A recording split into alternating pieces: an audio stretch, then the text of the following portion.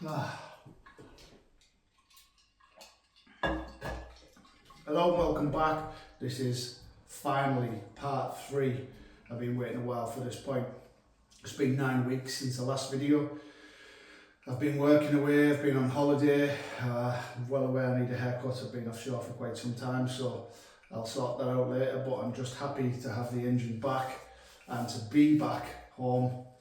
And this is going to be the 3rd night that I've actually spent in my own bed in the last 9 weeks.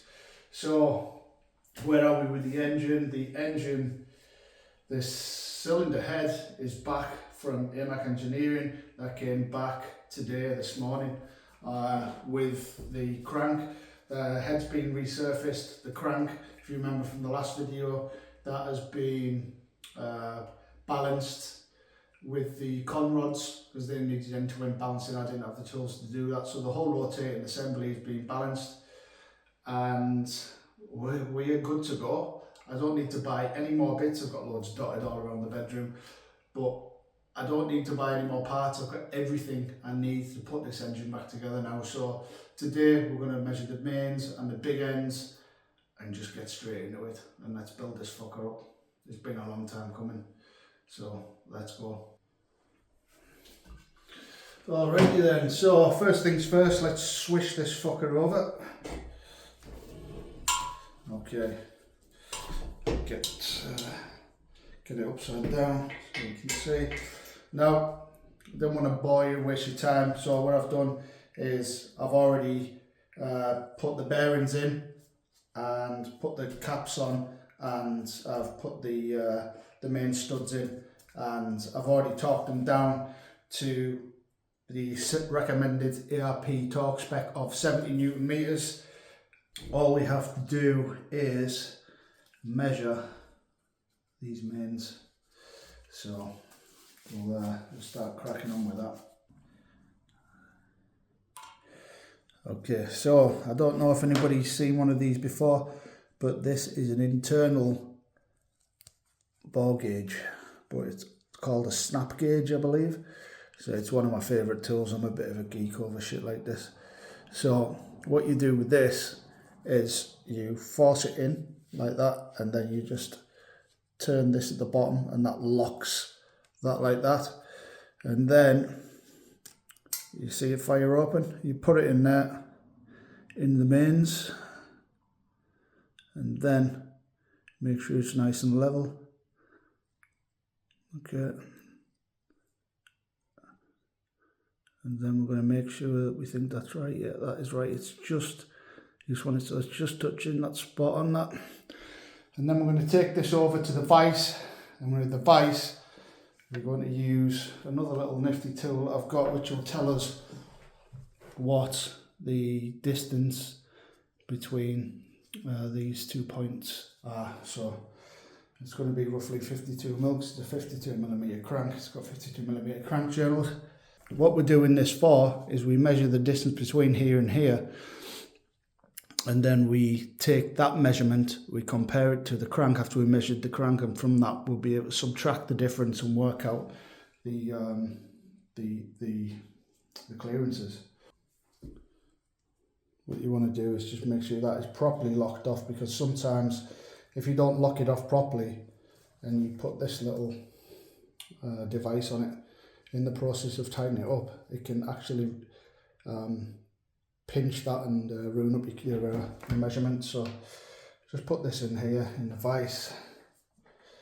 Okay, and we're gonna back this off. And we're literally just going to put that carefully on there, just till we feel a little bit of resistance.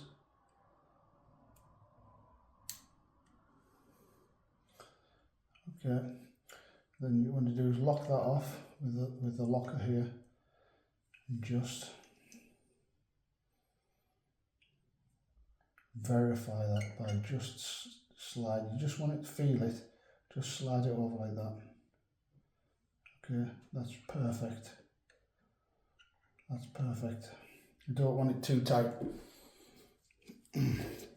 Okay, so we're going to have a look at that. And that has us at 51.965 millimeters, 51.965 millimeters. So I'm going to make a note of that, 51.965 millimeters. And then what we'll do is we'll go and measure the crank.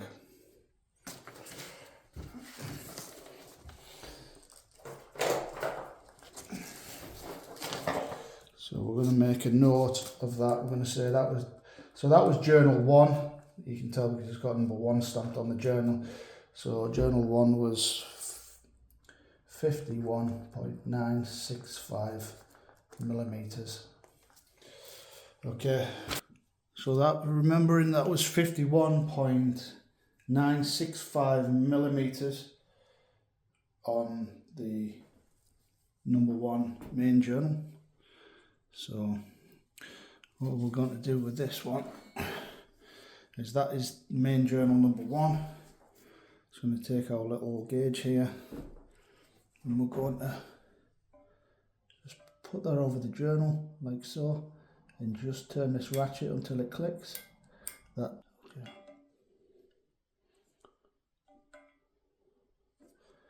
See, that hasn't went right either.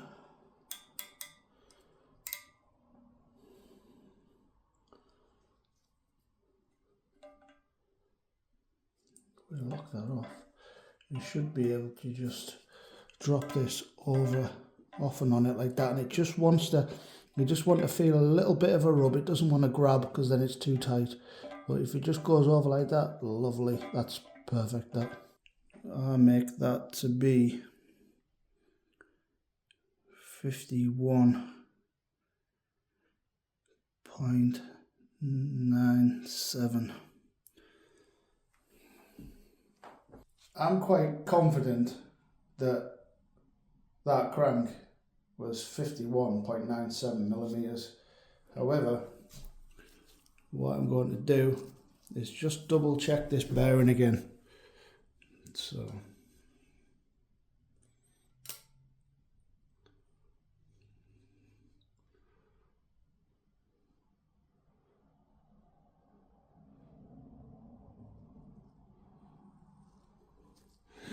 all right.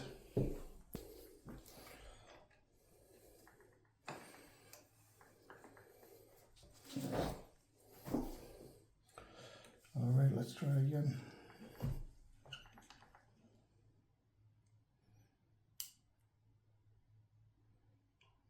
That's touching nicely. So if we lock that off,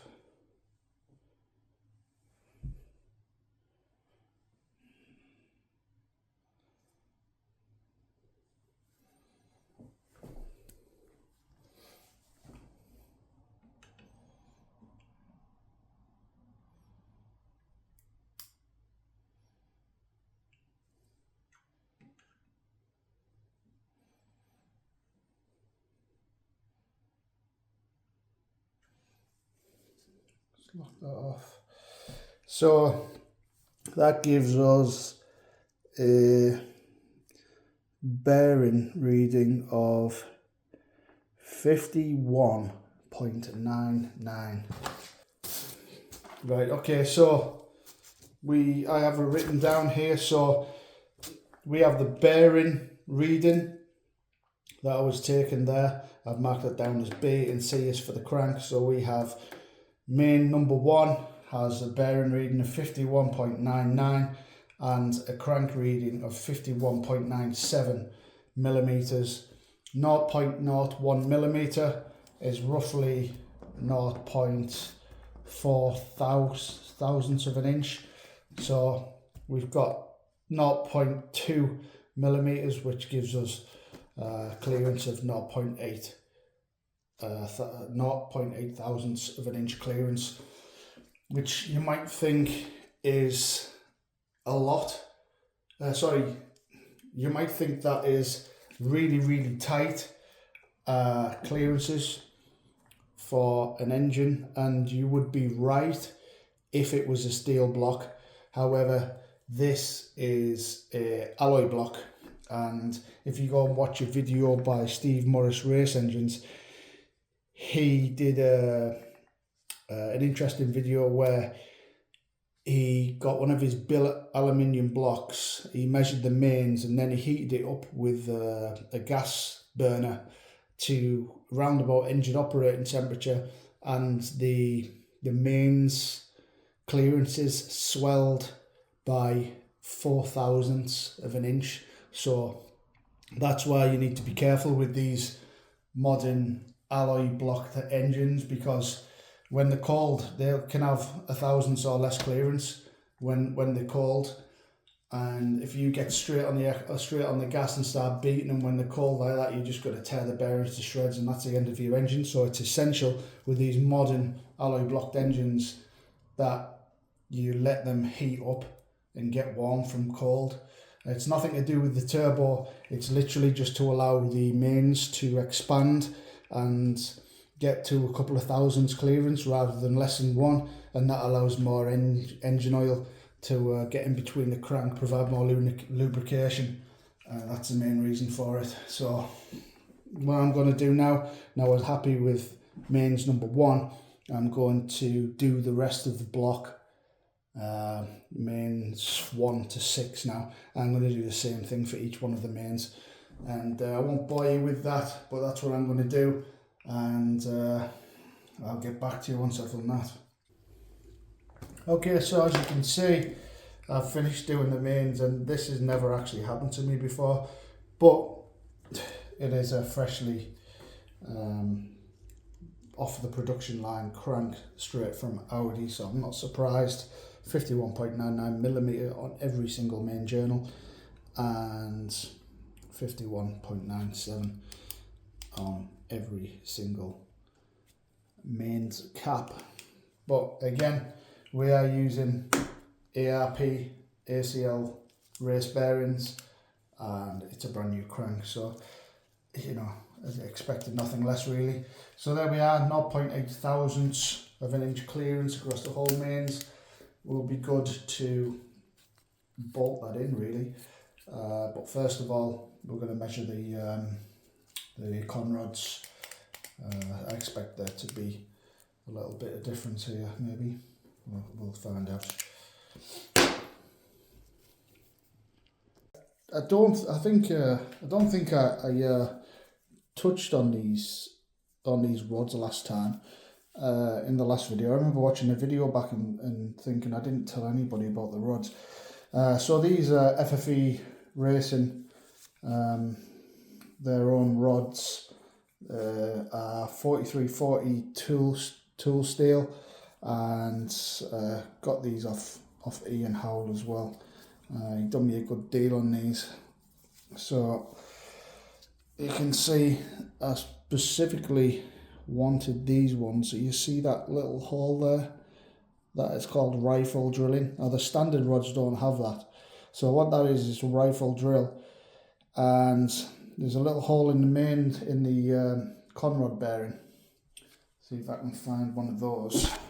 Here we go. You see there's and how, you know, I'm a sucker for engine pollen, to be honest. You get that in the way. You can see, look at that. Those are coated bearings, so that's pretty sexy. I'm a sucker for engine pollen, but yeah, you can see how there's a hole drilled in the bearing there. That goes in there, and the oil flows through that hole up to the top here, and that provides extra oiling for underside of the pistons, and also for the wrist pin. So I might do oil spray delete on this engine. I'm not sure yet, but yeah, those are the rods anyway. Pretty nice bit of kit. Oh yeah, and there's highlight as well. You see these rod bolts. You see they are. You see the machine. Oh, that's not where I wanted. You're not supposed to take metal off there. These are strength ribs, you see. That's why I like to do my own engine work, because you trust someone else to do it and they do that. So you should not remove material off that there. Those are strengthening ribs. To end-to-end balance rods, you take it off the side here. Take it off the side with the lynching belt. But anyway, that'll have to do. So yeah, these are 625 bolts in the last video. That's why I said I needed to get them rebalanced, because these are 625 ARPs, because the rev limit on my engine is set at 9,000. So this spins up to 9,000 all day. So you need to upgrade your bolts, because the bolts that come with the rods aren't strong enough because of the G-forces. So I've got CA625 bolts on here, and they're about 30 quid a bolt. So, you know, it's little tiny things like this that people don't realise what goes into what it takes to keep an engine together at 9,000 RPM. So here we go. Anyway, also another point to note on these caps is, you see the numbers on the side there. So these numbers 13, so 1313, those correspond to this cap. So it's hard to get the caps mixed up. So you don't want to be mixing and matching your caps, because these are line board. So this cap won't fit on another rod. It will do, it'll fit on it, but the clearances might be off because it hasn't been line board with the rest of the rod. So alright, so what we're going to do is here, all we do is make sure that's nice and clean and dry. Don't want any oil on there. Strange thing is, when I was an apprentice at Motor College down Sandwell and Dudley College it was, I lived down there for a year to do my apprenticeship, and then there was like when we were taught to rebuild engines during my apprenticeship, they told us to put oil behind the bearing to help locate it, but it's frowned upon now, and we have these tabs now, as you can see on there. But when I was an apprentice mechanic, engine builder down in Rummyland, we were taught to put oil behind the bearing, but I don't do it now. I can, you know, it affects the clearances. It pushes it creates a layer between the conrod and the bearing, so I don't do it anymore. But there, look, you can see I've put that bearing in there, and you can see right down the rifling straight to the oiling point up there. So pretty, these are shit hot, these rods. So again, make sure it's nice and clean.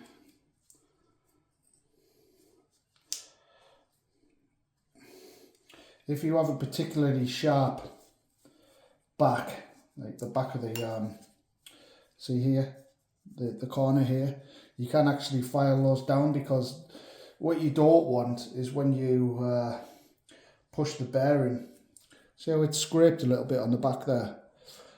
When you push those bearings in, sometimes it can lift up a bit of bearing material on the back, and that can raise the shell out of its seat, and that can make the tolerances, the clearances, it can tighten them up, so it can lead to oil starvation. So when you push that bearing in, just make sure it doesn't scrape anything on the back and get anything caught behind it. Just give it a quick look over.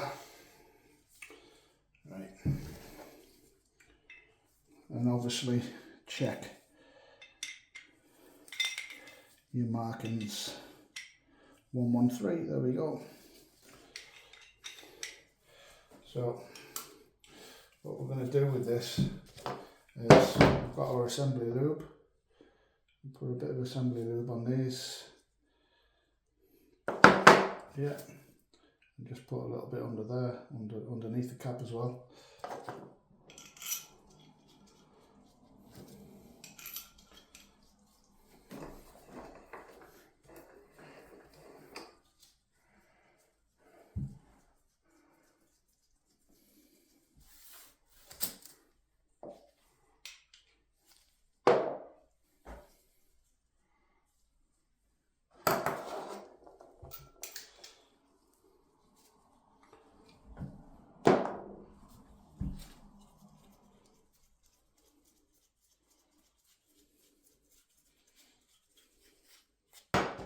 ARP gives a spec on these bolts. Now, the spec for these bolts, some people like to put a torque figure on it, but that is not the correct way to do it. You see, when you tighten down a bolt, when it engages with the threads, you're applying torque to that bolt. So you're essentially, steel is quite elastic, metal's quite elastic, so you go by, it's a stretch, and this thing here is a stretch. Now, ARP's official figure for these 625 rod bolts is a stretch of 5,500 basically. So I should have showed you, these bolts are actually made for that. They've got a little indentation on the bottom of them, and they've got an indentation on the top, and that is to allow that point there of this gauge and that point there of the gauge to go in and measure. So you measure the stretch while they don't have any torque applied to them. So you pull that up there, make sure you're in there. See what I'll do it the other way so you can see.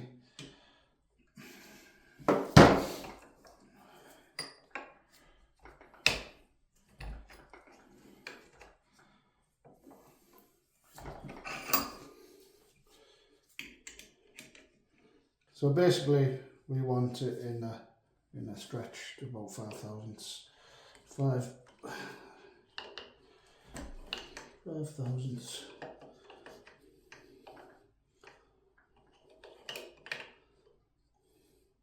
There we go. Okay, so we want the gauge around about here when we tighten that up.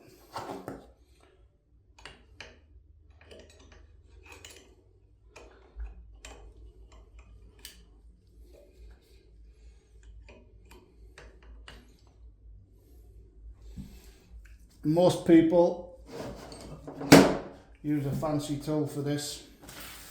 Again, you don't need a fancy tool, just an 11mm spanner,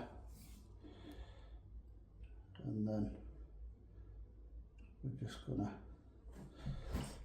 pull this and watch the stretch increase. You see it's starting to move now. We've got 1,000 stretch on that. So there's 2,000 stretch on it. Okay, I'm just going to have to move this back around because I need a bit more torque on it in no position. So there we go. We've got 2,000 stretch on that, which is getting there. Now I know, because I've rebuilt this engine before, what I do is I apply torque to it with a torque wrench and measure the how much torque is needed to get that to 5,500 stretch, and it's about 60 pound-feet. So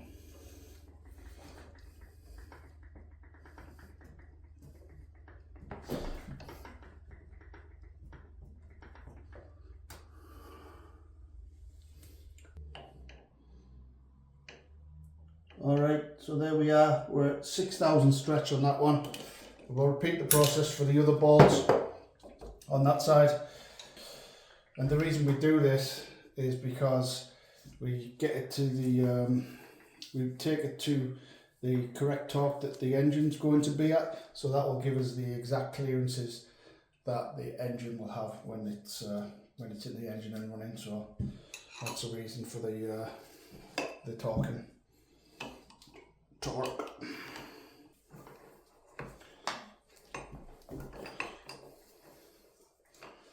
So now that we've got that torqued up, we use our lovely little tool again. We're just going to take a measurement off here. So, boop. It's a tough one, this, because it can, yeah.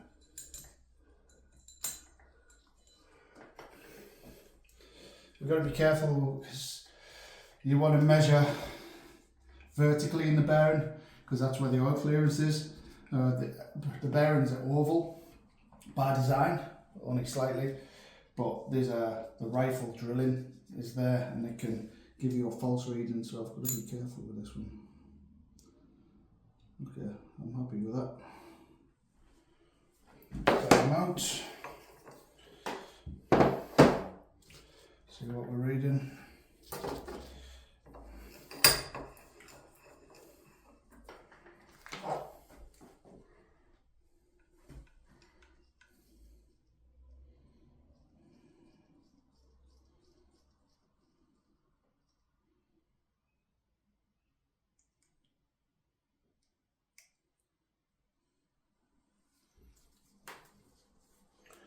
See, that was a bogus reading again because I squeezed it too hard, so I'm going to do that again.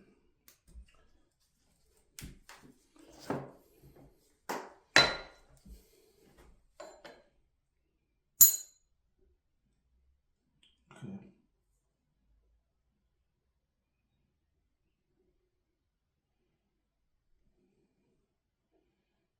Yep, happy with that one. Put it back in the vise. See, this is what takes time. People just think you should just whack an engine together. You shouldn't. This is the time-consuming bit with building engines. Okay. Okay, that is just touching there. Yeah, I'm happy with that. Okay, so I want to say that is 49.8. 882. 49.82. So 49.82. Alright, now we've got to measure the crank. This is cylinder number 1.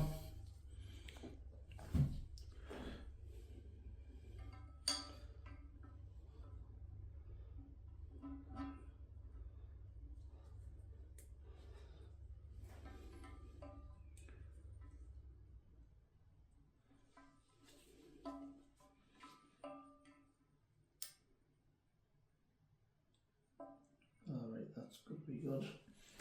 I'm just going to knock that off there. Let's have a look. So we're going to call that 49.84. Can we call it that? 49.84? Or is that a bit loose? Nah, that is spot on. 49. Yeah, I think we're going to call that 49.884, maybe 835. All right, so I have a little bit of an update on this. Just took an hour out to go and search and pulled up the Audi workshop service manual. So Audi quotes a wear limit of 0.08 millimeters. That's when you know the bearings are knackered, and it quotes a new bearing clearance for new rods of 0.01 millimeter to 0.05 millimeters.